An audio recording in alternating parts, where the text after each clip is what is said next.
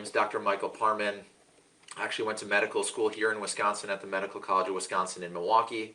I did my residency training at the University of Cincinnati in Ohio, and then again did an extra year of sports medicine training at the New England Baptist Hospital in Boston, where I had the opportunity to work with both Harvard University athletics as well as the Boston Celtics. I was a multiple sport athlete in high school. I played high school athletics over in the Wausau area, and a shoulder injury actually in high school helped sort of shape my orthopedic career and my interest in the field of orthopedics and sports medicine. So who or what is OSMS? OSMS is a doctor or physician-owned group, which is important because in terms of making decisions about how we treat patients, we have oftentimes more freedom in doing what we think is best in terms of treating the patient, getting them back out to the activities that they want to enjoy without any sort of large overarching organization or system that sort of dictates the way that we treat people. So that is definitely an advantage that we have here at OSMS. We serve the Northeast, Wisconsin, as well as the UP, and then down into the Fox Valley. We're a one-stop shop, meaning that you can come in and see an orthopedic surgeon. We have rheumatologists here, and then we also have our very own X-ray as well as MRI and even a CT scan, so that we can get all the imaging that we need here right in-house, which is very convenient. The Green Bay and Fox Valley locations also offer an acute walk-in injury clinic for any urgent orthopedic injuries or issues that you may have. So getting into youth sports has definitely changed over time. If we think back to 20 or 30 years ago, when youth sports were mainly local, where you played teams from within your own city or maybe just outside of the city, there's definitely been more of an emphasis now on traveling competition, traveling out of state for competitions, things like AAU, increased opportunities to compete in the same sport year-round. So again, 20, 30 years ago, it was a lot more difficult to be playing traveling basketball in the summer or baseball in the winter, and now there are many more opportunities to be able to compete in the same sport throughout the entire year. There are a lot of benefits to youth sports, developing socialization as well as teamwork skills that can be helpful for our kids for when they grow up, and they are needing these skills to obtain good jobs, things along those lines, obtaining gross motor skills, building strength, endurance, as well as self-esteem. All of these different attributes are definitely positives when we're looking towards building a well-rounded individual. So what is sports specialization? So sports specialization is defined as year-round intensive training in a single sport at the exclusion of other sports. So looking at sort of, if you were to ask yourself, am I choosing a main sport, quitting all other sports to focus on just one sport, or year-round training, meaning training for a single sport for greater than 8 months out of the year, those would all be considered sports specialization. So what's so bad about sports specialization? Well, there are certainly a lot of studies, and it's pretty well known among the orthopedic community that the higher degree of sports specialization, you're actually putting yourself at a higher possibility of or being more susceptible to injuries, specifically overuse injuries. Specialized athletes were actually noted to have at least 70% more likelihood to be injured compared to their multiple sport athlete cohorts. 50% of these injuries, 50% of the injuries treated by pediatric sports medicine clinics are associated with overuse or lack of adequate rest between sports.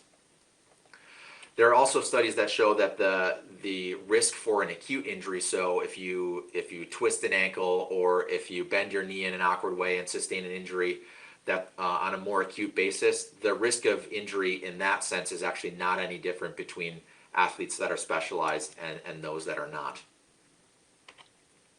So different types of overuse injuries.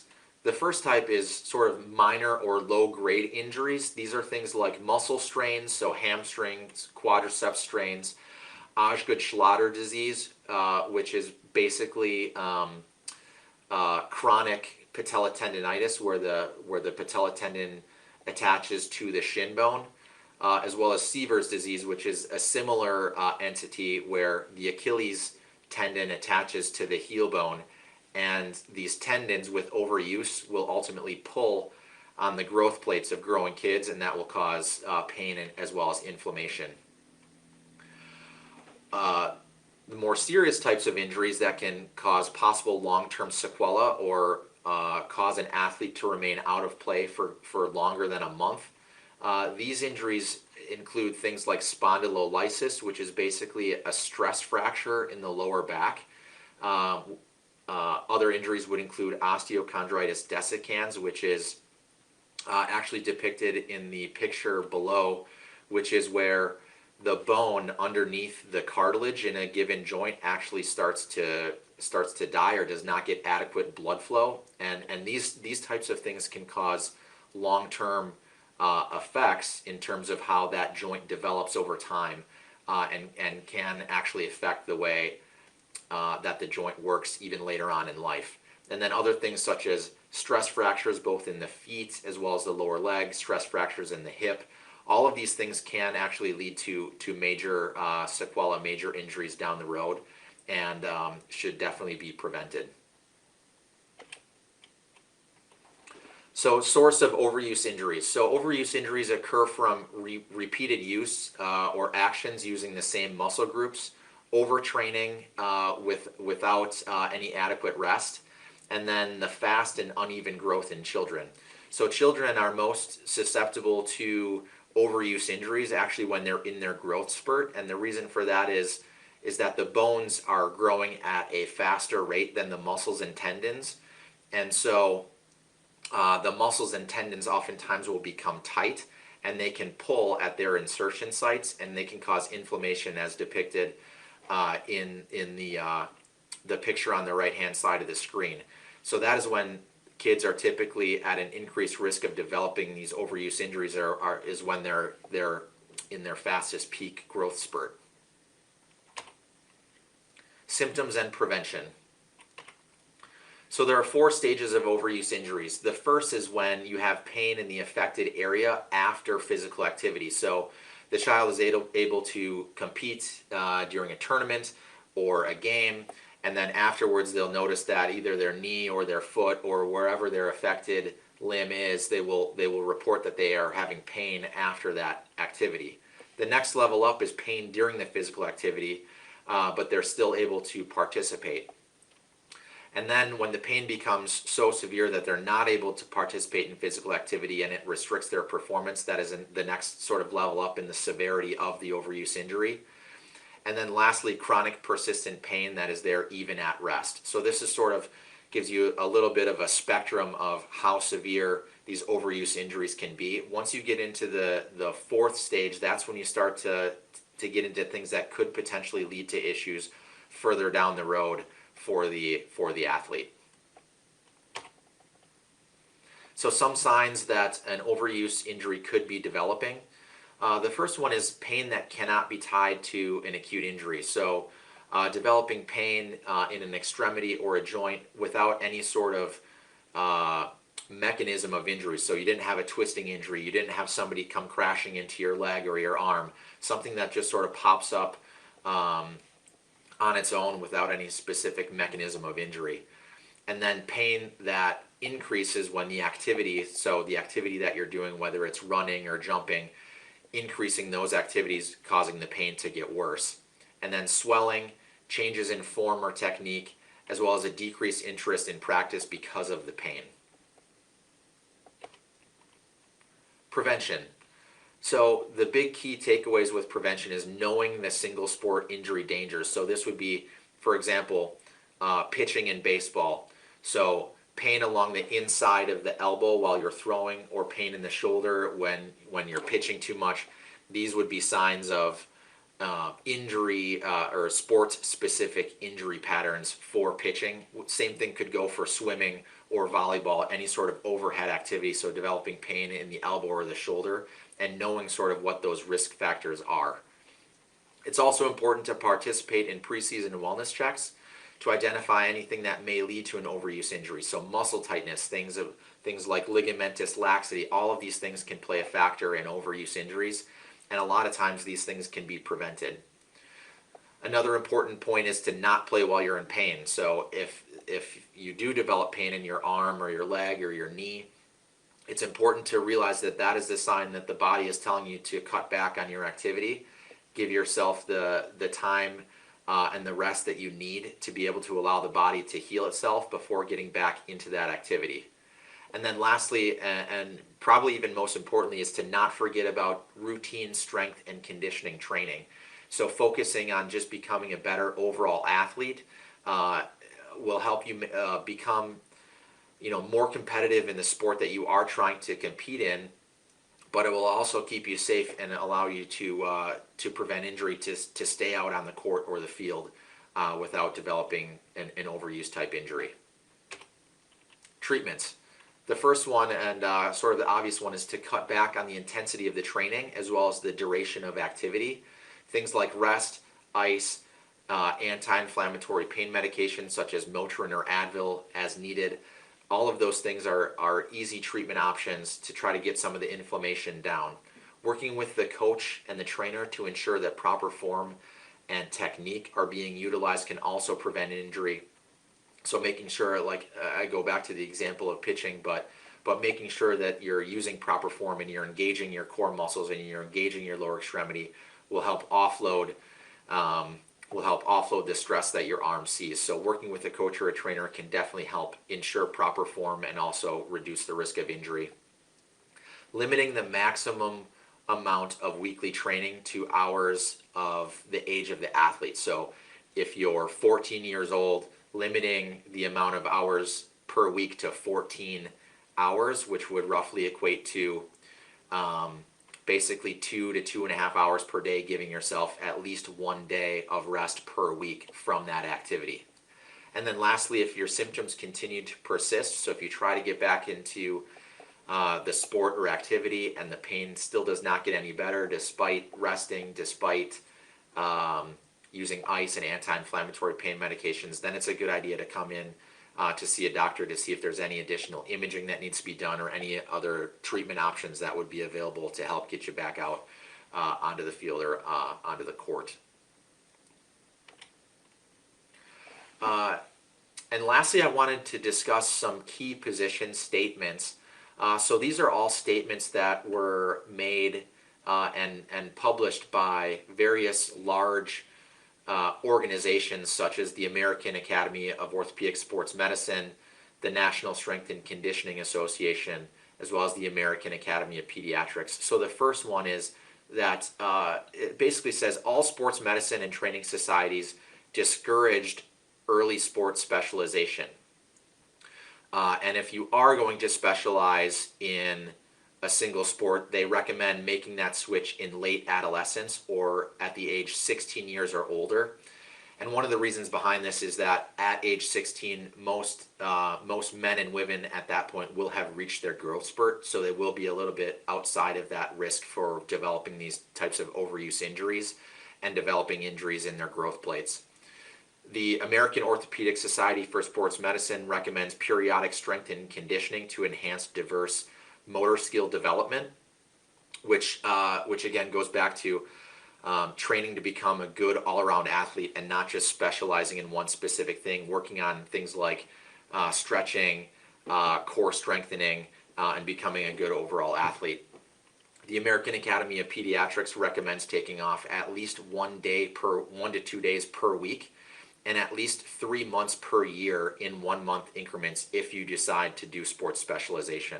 So if you decide that you want to focus on one sport, they recommend taking off at least 3 months in the year from competition, from training in that sport in order to provide your body the relative rest that it needs to recover, to limit these types of overuse injuries.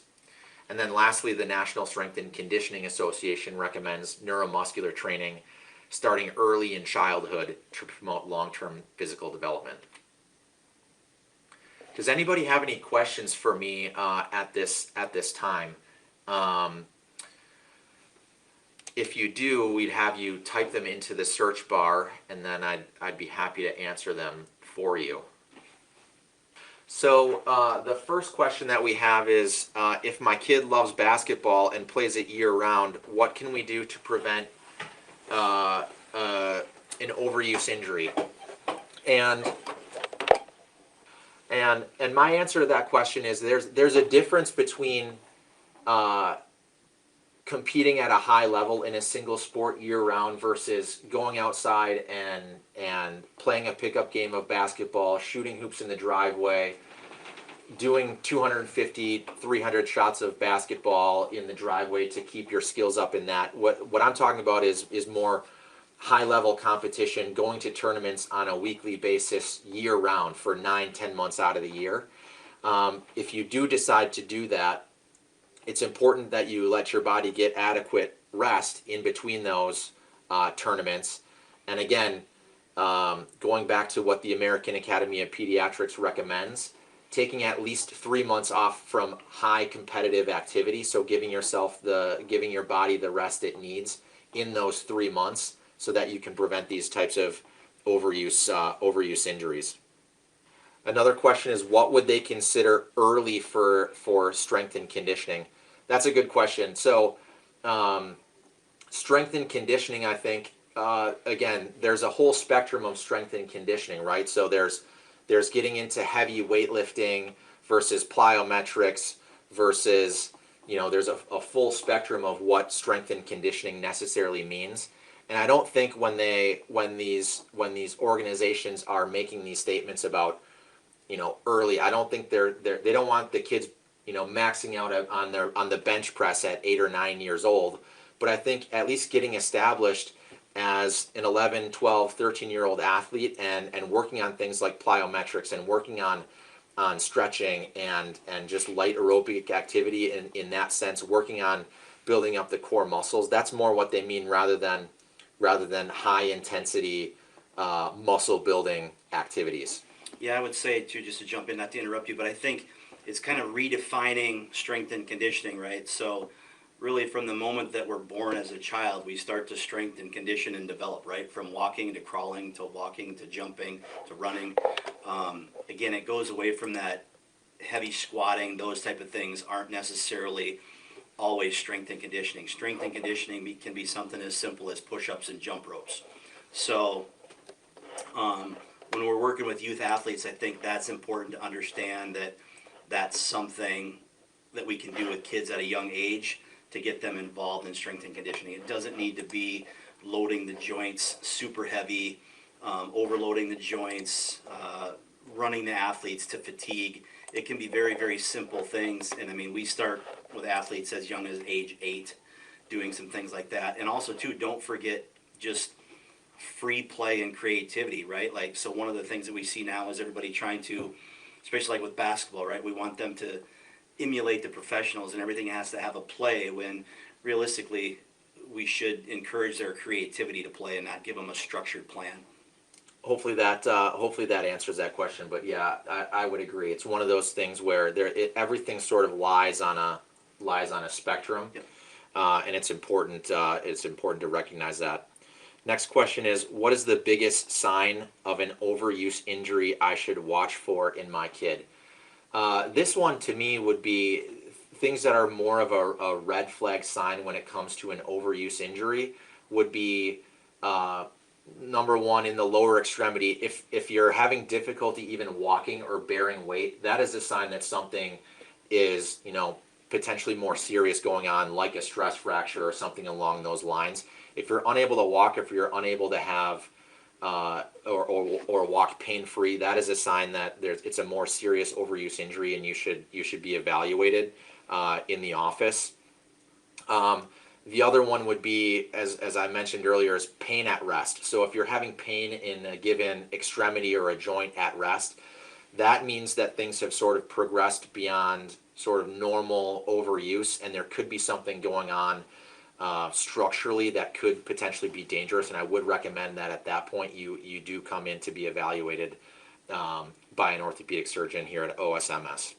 Here's a good one. Are there exercises I can have my kid do at home to prevent overuse injuries? You want to take this one, Scotty? Yeah, I mean, I think one of the biggest things is that we are really good at involving our kids in sports, but we don't implement the strength and conditioning piece of it until it's too late, until we start to notice some of those things like Doc just addressed with the pain, right? Like we're seeing kids doing things 3 to 4 times a week as far as their sport, whether it be a skills session, a practice, 6, 8 tournament games in a weekend, but they're rarely giving themselves even 1 day a week to do some sort of strength training. So for your younger age athletes, I mean, just learning how to do a proper body weight squat, I mean, at home is something that they can work on. Your very basic push-ups, core exercises, stuff like that. Like it doesn't have to be high-level, fancy equipment to work on some very basic things. Another big one too that I think often gets overlooked, and the reason a lot of injuries happen is mobility issues, right? So when a kid starts to have some of those signs of fatigue or injuries setting on, there becomes a compensation, right? So once that athlete starts to compensate, typically it creates some sort of other issue. So if we can do a better job of implementing some of those very basic exercises, mobility, even whether it's yoga or something along those lines, just to keep the kids off of the court, off of the baseball diamond, whatever it may be, to give them something fresh, a lot of times we see the athlete end up healthier. Next question is, can playing multiple sports help prevent injuries? And I think I do truly believe that the answer to that is yes. And the reason behind that is different sports require you to use different muscle groups. They require different they require different repetitive motions. For example, if you're doing overhead pitching in baseball, or you're a volleyball player that's serving overhead frequently, or playing tennis, that puts a lot of stress on the elbow and shoulder. But then if you are also involved in soccer or basketball, they all use different muscle groups in a different way that allows everything else to sort of get the rest that it needs. And I also think that playing multiple sports is beneficial in terms that it works different motor groups, it works different hand-eye coordination skills, and I think that in addition to that, if you ask a lot of college and professional coaches, most of the people that are on these types of teams, they play multiple sports because they're good overall athletes. They have good hand-eye coordination, they have good muscle coordination because they've sort of delved in all of these different things, and that's made them excel even more than just focusing on one specific repetitive act. Do you have anything to add on that? I mean, you want an athlete that has a lot of tools in the toolbox to work with, right? So like anything, if you've got more things to work with, you can do more with it. One of the ways that we know that multiple sport things has an effect on the body is, for example, if you take an athlete that plays tennis religiously, right? And then all of a sudden the next day you say, okay, we're going to do a pickup game of basketball. Well, that athlete's really in shape because they play tennis every day. But what are they going to notice the day after playing basketball? They're going to hurt and they're sore. Well, why is that? Because you use different movements and different muscles that you haven't been using playing the same sport. So therefore, just that simple little test shows you that you're not using those muscles in tennis. And sometimes those muscles are supporting muscles of the knees or the elbows or whatever, and that's why those things are important to not neglect.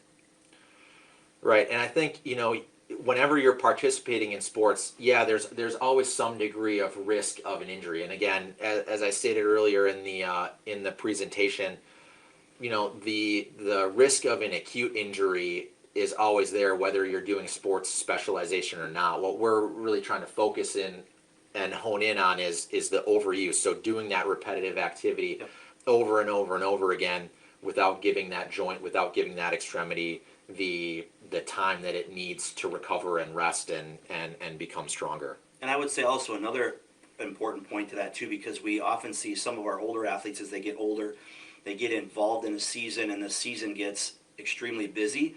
So either through them, their parents, their coaches, they tend to stop doing the strength and conditioning because they're like, well, we're in season, we're getting enough work. It's not really the case. You should continue you're going to adjust and adapt, but you shouldn't stop weight training and strength and conditioning programs when the season starts. And we see that so much at the youth level, which is completely opposite of what you see at the collegiate and the pro level, who are training year round. For example, a month or so ago, we had a conversation with one of the Division I coaches for volleyball, one of the best programs in the country, and their head strength and conditioning coach told me that their girls in season train 4 days a week, Right. at a Division I program in the Big Ten. So Yeah, it's being a real done. thing. Are cardio or strength exercises better to help prevent injuries? If I'm understanding that right, they're trying to ask maybe one or the other. Yeah. They really go hand in hand, Right. and you're going to address them really based on the needs and the demand of the sport, right? So a soccer player is going to run a ton, but that doesn't mean that you're going to condition all the time. You want to implement weight training with it. So one of the things that we would do with a soccer athlete is we might adjust the rest periods while they're doing their weight training program. So we can turn a weight training program into not only weight training, but adjust the cardio piece that they get to it as well. If it's an off-season thing like that, we might not have to do that, but those are some different adaptations that you can do based on rest periods. With hockey athletes, we will address some conditioning things based on their shifts. So a shift can last anywhere from 30 to 45 seconds, so we'll look at that. As far as what kind of time off the ice they're going to have to when they have to get back on and their shift takes over. So it really is dependent upon the sport, and that's what we'll look and break it down with. Yeah, I think the takeaway is a lot of this is about finding a balance, right? So Correct. it's finding a balance between moving between the different sports. Being well-rounded is truly I think the Yep. best way to become a good athlete, whether it's, cardio, like all the professional athletes, no matter what sport they're doing, they're doing some cardio, they're all doing some, muscle endurance, plyometrics, all of this stuff comes into play. And when you find that good balance, it helps in terms of preventing injury, but it also helps in terms of, Yep. becoming the best athlete that you can. And also looking at it differently, right? When we think of conditioning, we automatically think of going out and run a mile. Right. But there's a lot of different ways that you can condition that don't always involve running. Hopping and jumps and things like that can involve conditioning as too, just the speed of things. So again, you just have to really be specific as to what you're training for and adjust it for there, because each sport is going to have its own needs. Right. Well, I think that's all the questions that we have right now. So I wanted to thank everybody for joining us. Scotty, do you have anything else that you'd like to add at all? Or? No, I don't think so. I think if anybody has any questions, definitely reach out to the great staff here and our partners at OSMS. Feel free to message us at Synergy anytime for any kind of questions or concerns you may have. We're really good at getting back to people. But I think the biggest thing is, take care of your kids and make sure that their sporting life is balanced and that we don't pour everything into that same cup. Right. Sleep, nutrition, their skill session, their games, their practices are all important. I don't think anything is more important than the other, but we have to have balance. And if I think there's one thing that you can all take away from this is with youth athletes, we've got to do a better job of finding balance for them. Right.